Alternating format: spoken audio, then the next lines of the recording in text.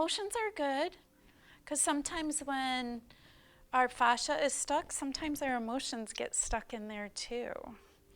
So if you want, I can tell you a story of how fascia was stuck in my body and what happened when it came out. Would you like that?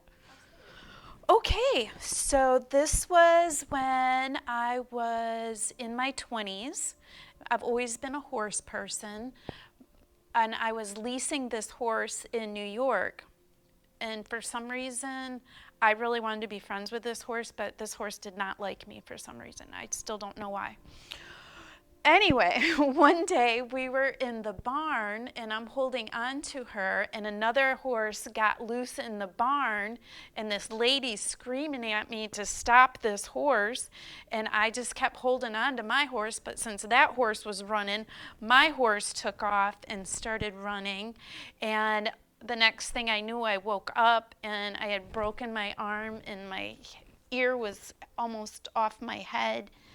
I'm exaggerating, I only had 13 stitches. But I'm like, why can't I lift my arm? I had fractured my humerus. And I had just started learning about myofascial release and fascia at that time, and I had signed up to take a 3-day workshop in Manhattan because I was living in New York at the time.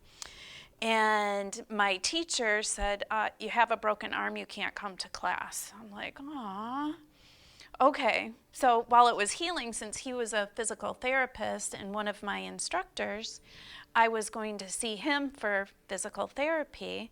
And as we started working, my fascia started opening up more and more. And then all of a sudden I started having memories of childhood trauma that had happened to me. And it happened, we were in a session and all of a sudden I smelled skunk.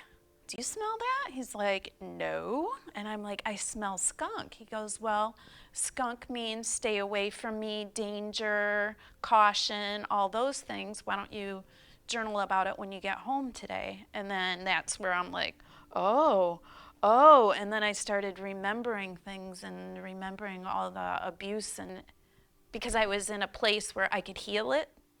But when you're a kid and trauma happens, you just lock it away, but apparently the fascia remembers it. So it makes sense that during a body scan or any body work that it could bring up emotions.